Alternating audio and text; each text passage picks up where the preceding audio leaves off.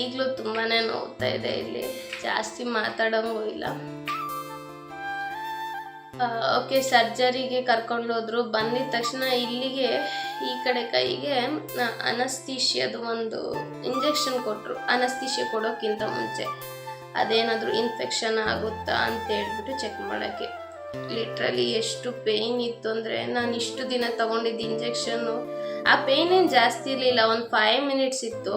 But ಆದರೂ ಆ ಕ್ಷಣಕ್ಕೆ ನಂಗೆ ಅದು ಕೊಟ್ಟಿದ್ದು ನೋಡಿ, ಅವಾಗಿಂದ ನನಗೆ ಜೀವ ಬಾಯಿಗೆ ಬಂದಂಗೆ ಆಗ್ಬಿಡ್ತು ಆ ಟೈಮಲ್ಲಿ. ಆಮೇಲೆ ವೀಲ್ ಚೇರಲ್ಲಿ ಕರ್ಕೊಂಡು ಹೋದ್ರು. ಅಲ್ಲಿ ವೆಯ್ಟಿಂಗ್ ರೂಮ್ ಅಂತ ಇತ್ತು. ಆ ವೆಯ್ಟಿಂಗ್ ರೂಮಲ್ಲಿ ಒನ್ ಅವರ್ ವೆಯ್ಟ್ ಮಾಡಿದ್ದೀನಿ ಫ್ರೆಂಡ್ಸ್ ನಾನು. ಏಕೆಂದರೆ ಇನ್ನೊಂದು ಸರ್ಜರಿ ನಡೀತಾ ಇತ್ತು ಆಪ್ರೇಷನ್ ಥಿಯೇಟರಲ್ಲಿ. ಹಾಗಾಗಿ ನನ್ನ ಹೀಗೆ ಮಲಗಿಸಿದ್ರು, ಪೂರ್ತಿ ಮಲಗಿಸಿ ಅದು ಇಂಜೆಕ್ಷನ್ ಕೊಟ್ಟಿದ್ರು.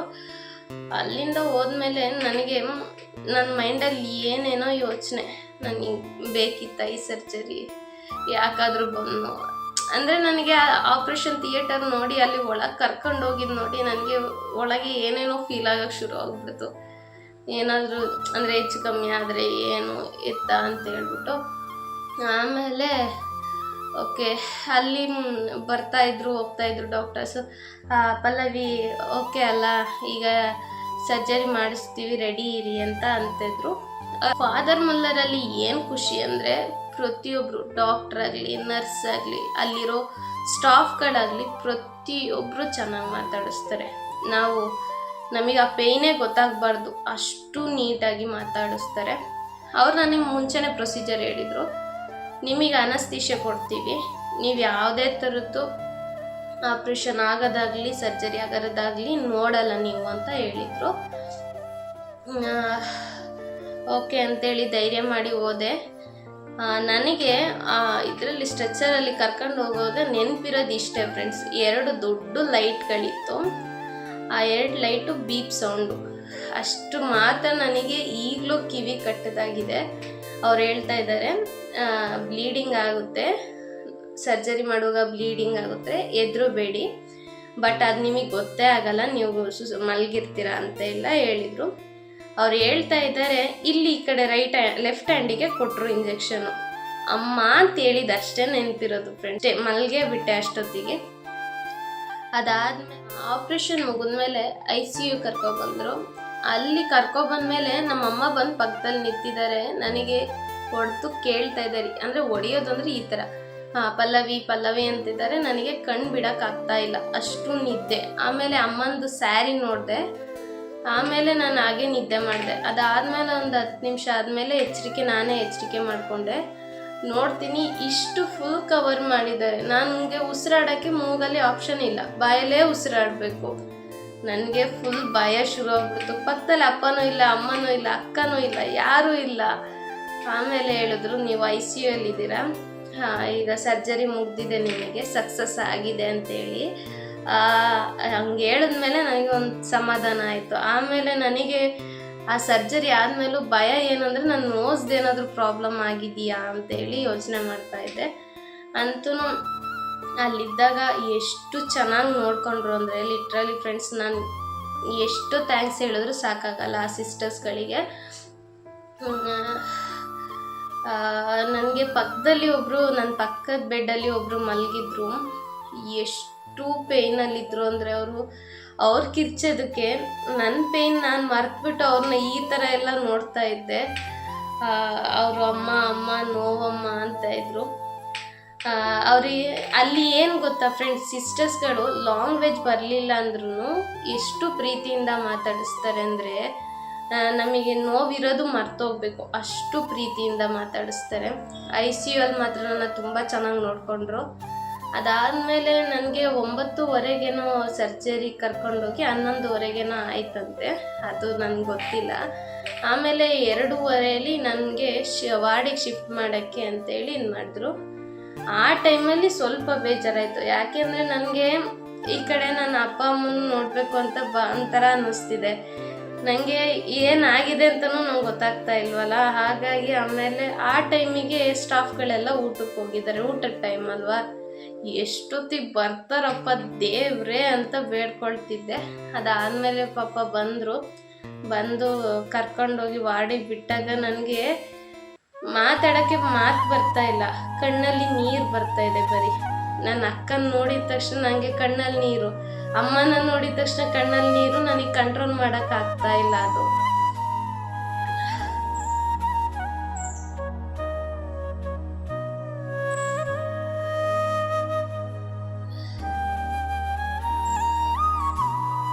ನಾನು ಒಳಗಡೆ ಎಷ್ಟು ಅಂದರೆ ಆ ನೋವನ್ನ ಇದು ಮಾಡ್ತಾಯಿದ್ನೋ ಪಾಪ, ಅವರು ಹೊರ್ಗಡೆನೆ ಅಷ್ಟು ಕಾದು ವೆಯ್ಟ್ ಮಾಡಿ ನನಗೋಸ್ಕರ ನನ್ನ ಅಷ್ಟೇ ಕೇರಾಗಿ ನೋಡಿಕೊಂಡ್ರು. ಅಳ್ಬಾರ್ದು ಅಂತಿರ್ತೀನಿ, ಹತ್ತಿರ ಶೀತ ಆಗ್ಬಿಡುತ್ತೆ ಮತ್ತೆ. ಓಕೆ, ಅಲ್ಲಿಂದ ವಾರ್ಡಿಗೆ ಶಿಫ್ಟ್ ಮಾಡಿದ್ರು. ವಾರ್ಡಿಗೆ ಶಿಫ್ಟ್ ಮಾಡಿದ ತಕ್ಷಣ ಫಸ್ಟ್ ನಾನು ಅಕ್ಕನ ಮುಖ ನೋಡಿದೆ, ನಂಗೊಂಥರ ಸಮಾಧಾನ ಆಯಿತು. ಓಕೆ, ಆರಾಮಾಗಿದ್ದಾರೆ ಅಂತ ಹೇಳ್ಬಿಟ್ಟು. ಆಮೇಲೆ ಅಮ್ಮನ ನೋಡಿದೆ. ಅವತ್ತು ಇಡೀ ದಿನ ನನಗೆ ಏನೂ ಕೊಡಲಿಲ್ಲ ಫ್ರೆಂಡ್ಸ್, ಅಂದರೆ ಫುಡ್ ಏನೂ ಕೊಡೋಂಗಿರಲಿಲ್ಲ, ಬರೀ ಲಿಕ್ವಿಡ್ ಕುಡಿಬೇಕಿತ್ತು. ಅಂದರೆ ಬರೀ ಜ್ಯೂಸ್ ಕುಡಿಬೇಕಿತ್ತು. ಎಷ್ಟು ಸುಸ್ತು, ಎಷ್ಟು ನಿದ್ದೆ ಅಂತ ಕೇಳ್ತೀರಾ, ಅಪ್ಪ ದೇವ್ರೆ. ಬಟ್ ನನಗೇನು ಖುಷಿ ಅಂದರೆ ಎಷ್ಟು ಸೇಫಾಗಿ, ಎಷ್ಟು ನೀಟಾಗಿ, ಎಷ್ಟು ಕೇರಲ್ಲಿ ನೋಡಿಕೊಂಡ್ರು ಅಂತ ತುಂಬ ಖುಷಿ ಆಯಿತು. ನಾನು ಫಾದರ್ ಮುಲ್ಲರ್ ಹಾಸ್ಪಿಟಲಿಗೆ ಥ್ಯಾಂಕ್ ಯು ಸೋ ಮಚ್ ಹೇಳ್ತೀನಿ.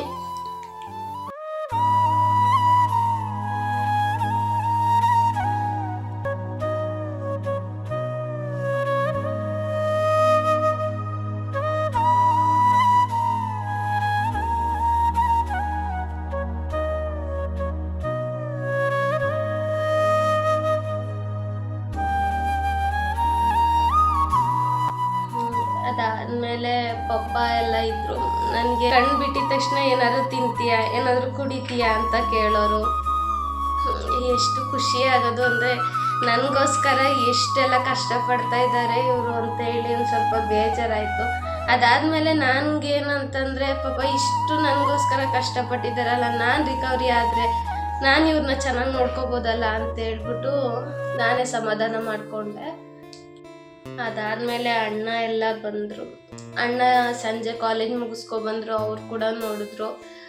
ಬಟ್ ಅವರೆಲ್ಲ ಏನು ಅಂದರೆ ಯಾರು ಅಂದರೆ ಬೇಜಾರು ತೋರಿಸ್ಕೊಳ್ಳಿಲ್ಲ. ಏಕೆಂದರೆ ನಾನು ಹತ್ಬಿಟ್ರೆ ಮತ್ತೆ ಶೀತ ಜಾಸ್ತಿಯಾಗಿ ಅದಿನ್ನೊಂದೇನಾದರೂ ಕನ್ವರ್ಟ್ ಆದತ್ತು ಅಂತ ಹೇಳ್ಬಿಟ್ಟು ಅವರೆಲ್ಲ ನನ್ನ ಖುಷಿಯಿಂದಲೇ ನೋಡಿಕೊಂಡ್ರು. ನನ್ನ ಅಕ್ಕಂಗೆ ತುಂಬ ಥ್ಯಾಂಕ್ ಯು ಹೇಳೋಕ್ಕೆ ಇಷ್ಟಪಡ್ತೀನಿ. ಏಕೆಂದರೆ ಆ ಟೈಮಲ್ಲಿ ಆ ಹಾಸ್ಪಿಟಲ್ ಬಗ್ಗೆ ನಂಗೆ ನಮ್ಮ ಅಪ್ಪಂಗೂ ಗೊತ್ತಿಲ್ಲ, ನಮ್ಮ ಅಮ್ಮನಿಗೂ ಗೊತ್ತಿಲ್ಲ. ಅಕ್ಕ ಎಷ್ಟು ಓಡಾಡಿದ್ದಾರೆ ಅಂದರೆ ಪಾಪ ನನ್ನ ಸ್ವಂತ ಅಕ್ಕ ಕೂಡ ಅಷ್ಟೇ ವೆಯ್ಟ್ ಮಾಡ್ತಾಯಿದ್ಲು ಬೆಂಗಳೂರಿಂದ ಬರೋಕ್ಕೆ. ಆದರೆ ನಮ್ಮಮ್ಮ ಬೇಡ, ಮಕ್ಕಳೆಲ್ಲ ಇರೋದು, ಅವ್ರಿಗೆ ಹುಷಾರಿಲ್ದಂಗೆ ಆಗುತ್ತೆ, ಬೇಡ ಇಲ್ಲೆಲ್ಲ ಅಂತ ಹೇಳ್ಬಿಟ್ಟು ಅವ್ರನ್ನೇನು ಬರಲಿಕ್ಕೆ ಹೇಳಲಿಲ್ಲ.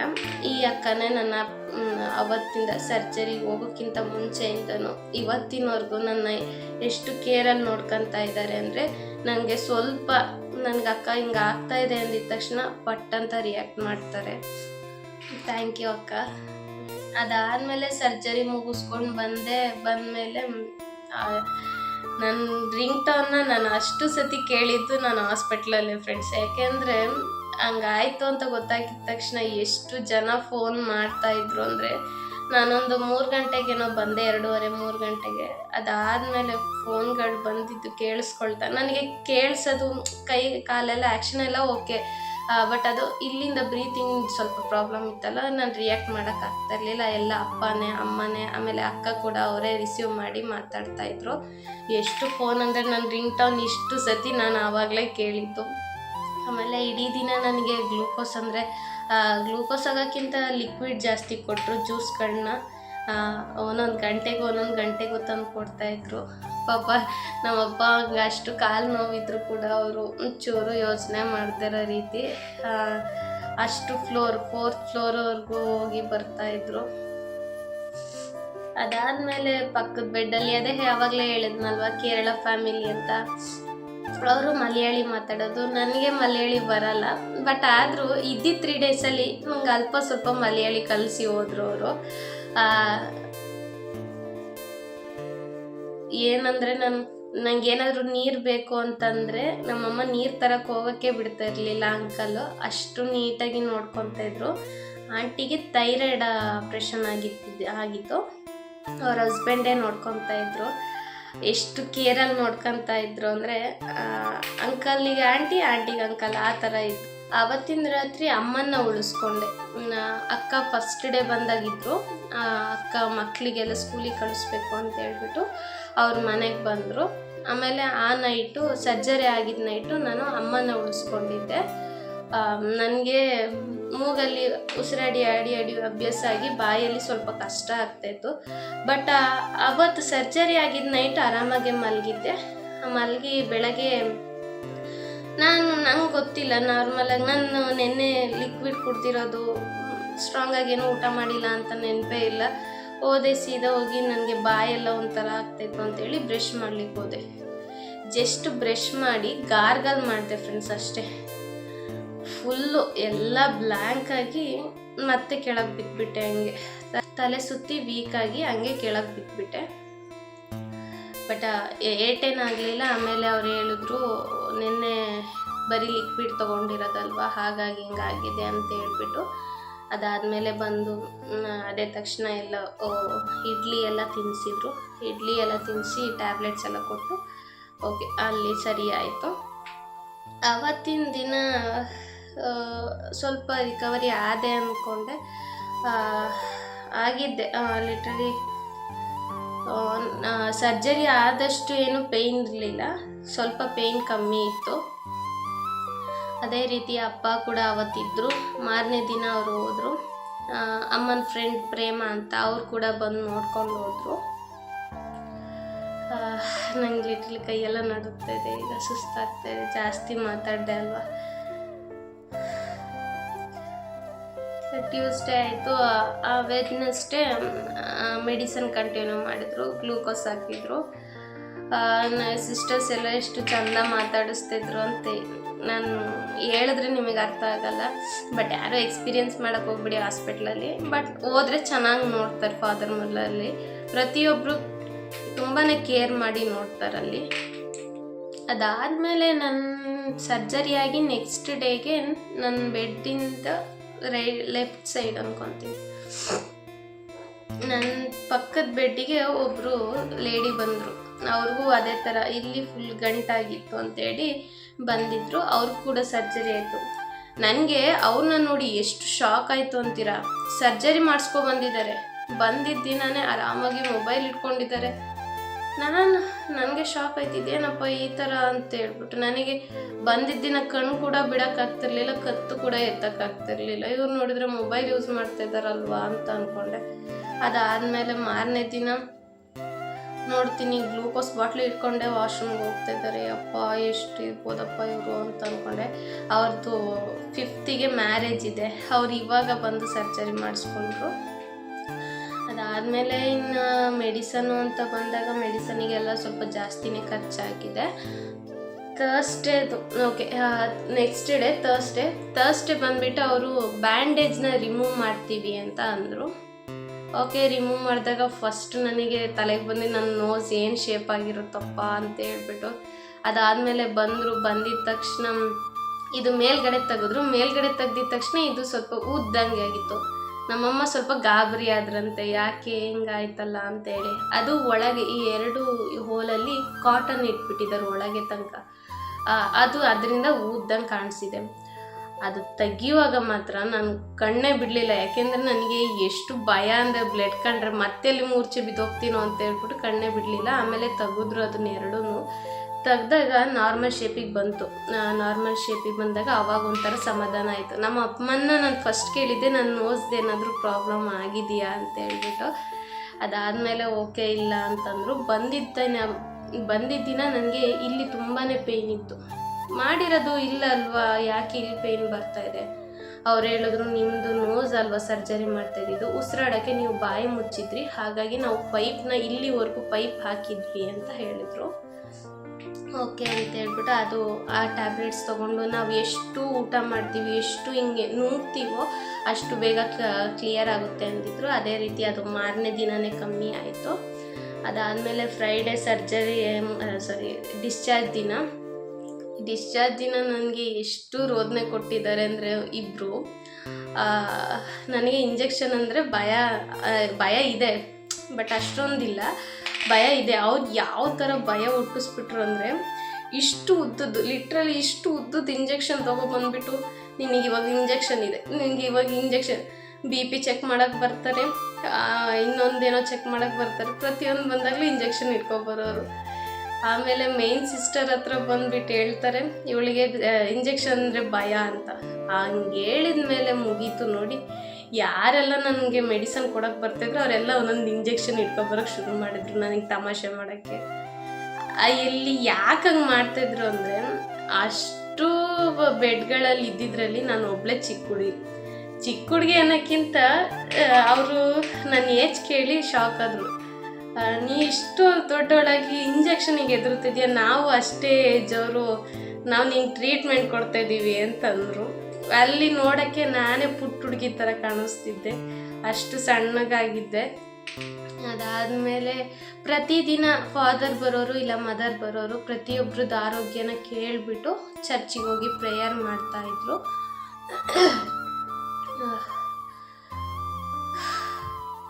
ಪ್ರತಿದಿನ ಬರ್ತಾಯಿದ್ರು ಇಬ್ಬರು, ಅಂದರೆ ಒಂದಿನ ಫಾದರ್ ಬಂದರೆ ಒಂದಿನ ಮದರ್ ಬರ್ತಾಯಿದ್ರು.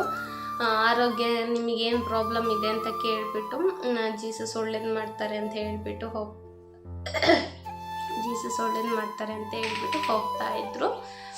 ಅದಾದಮೇಲೆ ಡಿಸ್ಚಾರ್ಜ್ ಆಯಿತು. ಡಿಸ್ಚಾರ್ಜ್ ಆದಾಗ ಬರೋ ಟೈಮಲ್ಲಿ ಎಲ್ಲರಿಗೂ ಚಾಕ್ಲೇಟ್ ಕೊಡ್ತಿದ್ದೆ. ಬಟ್ ಅವತ್ತೇನಾಯಿತು ಅಂದರೆ, ನನಗೆ ಅಷ್ಟು ದಿನದಿಂದ ಕಾಟ ಕೊಟ್ಟಿದ್ದು ಇಬ್ಬರು ಮಾತ್ರ ನಂಗೆ ಅವತ್ತು ಸಿಗಲಿಲ್ಲ, ಯಾಕೆಂದರೆ ಅವ್ರದ್ದು ಶಿಫ್ಟ್ ಚೇಂಜ್ ಆಗಿತ್ತು. But it's okay. ನಾನು ನೋಡ್ಕೊಂಡಿದ್ದು ಪ್ರತಿಯೊಬ್ಬರು ಆಂಟಿ, ವೀಲ್ ಚೇರಲ್ಲಿ ಕರ್ಕೊಂಡಿದ್ದ ಆಂಟಿ ಆಗಲಿ, ಸರ್ಜರಿ ಅಂದರೆ ಎಕ್ಸ್ರೇಗೆಲ್ಲ ಕರ್ಕೊಂಡೋಗಿದ್ದ ಅಂಕಲ್ಗಳಾಗಲಿ, ಪ್ರತಿಯೊಬ್ಬರಿಗೂ ನಾನು ಚಾಕ್ಲೇಟ್ ಎಲ್ಲ ಕೊಟ್ಬಿಟ್ಟು ಬಂದೆ. ಆದರೆ ಕೇರಳ ಅಂಕಲ್ ಮಾತ್ರ ತುಂಬಾ ಬೇಜಾರು ಮಾಡ್ಕೊಳ್ತಾಯಿದ್ರು.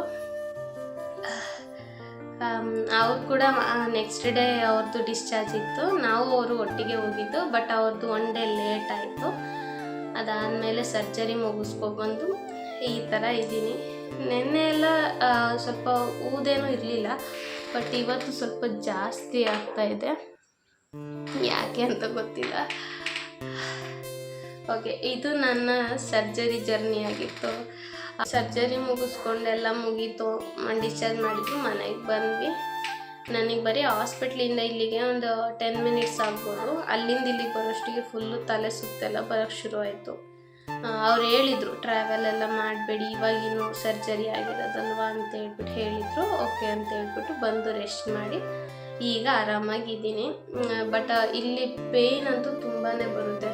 ಈ ಜಾಗದಲ್ಲಿ ನನಗೆ ಸ್ಟಿಚ್ ಹಾಕಿದ್ದಾರೆ. ಯಾವ ಥರ ಅಂದರೆ, ಏನು ಕಾಟನ್ ಇಟ್ಟಿದ್ರಲ್ಲ, ಆ ಕಾಟನ್ ತೆಗೆದ್ಮೇಲೆ ಬ್ಲಡ್ ಬರುತ್ತೆ ಅಂತ ಹೇಳಿದರು. ಆದರೆ ನನಗೆ ಬ್ಲಡ್ ಕಮ್ಮಿ ಇರೋದ್ರಿಂದ ಸರ್ಜರಿ ಮಾಡುವಾಗಲೂ ಬ್ಲಡ್ ಬರಲಿಲ್ಲ ಅಂತಲೇ ಹೇಳಿದ್ರು ಅವರು, ಡಾಕ್ಟರ್ಸ್ ಕೂಡ. ಅದಾದಮೇಲೆ ಮನೆಗೆ ಬಂದಮೇಲೆ ಅವ್ರು ಹೇಳಿದರು, ನಿಮಗೆ ಗಂಟಲಲ್ಲಿ ಬ್ಲಡ್ ಬರುತ್ತೆ, ಅಂದರೆ ಇಲ್ಲಿ ನೋಸಿಂದ ಇಲ್ಲಿ ಬರುತ್ತೆ, ಅದನ್ನು ಉಗಿರಿ ಅಥವಾ ನುಂಗಿ ಅಂತ ಹೇಳಿದರು.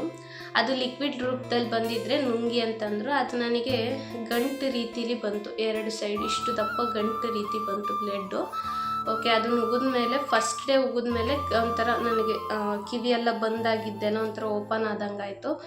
ಅದಾದಮೇಲೆ ನನಗೆ ಮಾರನೇ ದಿನ ಮನೆಗೆ ಬಂದು ಸೆಕೆಂಡ್ ಡೇಗೆ ಅನಿಸುತ್ತೆ, ಸೆಕೆಂಡ್ ಡೇಗೆ ಬಂದಮೇಲೆ ನನಗೆ ಮತ್ತೆ ಅದೇ ಥರ ಮಾತಾಡೋಕ್ಕೆ ಬರ್ತಾ ಇರಲಿಲ್ಲ. ಹಂಗಂಗೆ ಇಲ್ಲಿ ಹಿಂಗೆ ಲಾಕ್ ಆಗಿಬಿಡೋದು ಮಾತಾಡೋಕ್ಕೆ. ಆ ಥರ ಆದಾಗ ನನಗೆ ಒಂದು ಸೆಕೆಂಡ್ ಭಯ ಆಯಿತು. ಆಮೇಲೆ ನಾನು ನೆನ್ಪು ಮಾಡಿಕೊಂಡೆ, ಹಾಸ್ಪಿಟ್ಲಲ್ಲಿ ಇದ್ದಾಗಲೂ ಅದೇ ರೀತಿ ಆಗಿತ್ತು. ಹಂಗಾದಾಗ ಬ್ಲಡ್ ಆಚೆ ಬಂದಮೇಲೆ ಸರಿ ಆಯಿತು, ಆವಾಗ ಸರಿ ಆಗ್ಬೋದೇನೋ ಅಂತ ಅಂದ್ಕೊಂಡೆ. ಅದೇ ಥರ ಸರಿ ಹಿಂಗೆ ಮೆಡಿಸನ್ ತೊಗೊಂಡು ಮಲಗಿದ ತಕ್ಷಣ ಸಡನ್ನಾಗಿ ಒಂಥರ ಕೆಮ್ಮು ಬಂದಾಗಾಯಿತು. ಕೆಮ್ಮಿದ ತಕ್ಷಣ ಫುಲ್ ಅದು ಗಂಟು 2 ಗಂಟು ಮತ್ತೆ 2 ಗಂಟು ಬಂತು ಆಚೆ. ಅದು ಬಂದಮೇಲೆ ನನಗೆ ನೋಸು ಮತ್ತು ಇಯರ್ ಸ್ವಲ್ಪ ಕ್ಲಿಯರ್ ಆಗಿದೆ. ಈ ನೆನ್ನೆ ಸ್ವಲ್ಪ ಫ್ರೀಯಾಗಿ ಓಡಾಡಿದೆ. ಮೇ ಬಿ ನೆನ್ನೆ ಜಾಸ್ತಿ ಮಳೆ ಬಂದಿದ್ದರಿಂದ ಶೀತ ಏನಾದರೂ ಆಗಿರ್ಬೋದು, ಹಾಗಾಗಿ ನನಗೆ ಮುಖ ಎಲ್ಲ ಸ್ವಲ್ಪ ಊದ್ದಂಗೆ ಆಗಿದೆ ಅಷ್ಟೇ. ಇದಾಗಿತ್ತು ನನ್ನ ನೋಸ್ ಸರ್ಜರಿ ಜರ್ನಿ. ಥ್ಯಾಂಕ್ಸ್ ಹೇಳ್ತೀನಿ. ನಾನು ಫಸ್ಟ್ ಥ್ಯಾಂಕ್ಸ್ ಹೇಳೋದು ನನ್ನ ಅಪ್ಪ ಅಮ್ಮಂಗೆ. ಅವರು ನನಗೆ ಅಷ್ಟು ಧೈರ್ಯ ಕೊಟ್ಟು ನನ್ನ ಅಷ್ಟು ಕೇರಾಗಿ ನೋಡ್ಕೊಂಡಿದ್ದಕ್ಕೆ ನಾನು ಇವತ್ತಿಷ್ಟು ಸ್ಟ್ರಾಂಗ್ ಆಗಿದ್ದೀನಿ. ಅದಾದಮೇಲೆ ನನ್ನ ಅಕ್ಕ ಅಣ್ಣ ಅಮ್ಮರಿಗೆಲ್ಲ ಥ್ಯಾಂಕ್ಸ್ ಹೇಳ್ತೀನಿ. ಲಾಸ್ಟಿಗೆ ನಾನು ಯಾರಿಗೆ ಥ್ಯಾಂಕ್ಸ್ ಹೇಳ್ತೀನಿ ಅಂದರೆ ನಾನು ಫಾದರ್ ಮುಲ್ಲರ್ ಹಾಸ್ಪಿಟಲ್ಗೆ ಥ್ಯಾಂಕ್ ಯು ಸೋ ಮಚ್ ಹೇಳ್ತೀನಿ. ಯಾಕೆಂದರೆ ನನ್ನ ಅಷ್ಟು ಕೇರ್ಫುಲ್ಲಾಗಿ ನೋಡಿಕೊಂಡು ಅಷ್ಟು ನೀಟಾಗಿ ನೋಡಿಕೊಂಡು ಕಳಿಸಿದ್ದಾರೆ. ಮತ್ತು ಈಗ 28th ಫ್ರೈಡೇಗೆ ಬರೋಕ್ಕೆ ಹೇಳಿದ್ದಾರೆ, ವಿಸಿಟಿಗೆ ಕೊಡೋಕ್ಕೆ, ಹೇಗಿದೆ ನಿಮ್ಮ ಆರೋಗ್ಯ ಅಂತ ಚೆಕ್ ಮಾಡೋಕ್ಕೋಸ್ಕರ ಮತ್ತೆ ಬರಲಿಕ್ಕೆ ಹೇಳಿದ್ದಾರೆ. ಓಕೆ, ಇವತ್ತಿಗೆ ಇಷ್ಟೇ. ಮತ್ತೆ ಸಿಗುವ. ಅಂಟಿಲ್ ದೆನ್ ಟೇಕ್ ಕೇರ್, ಬಾಯ್. ಫೋಟೋ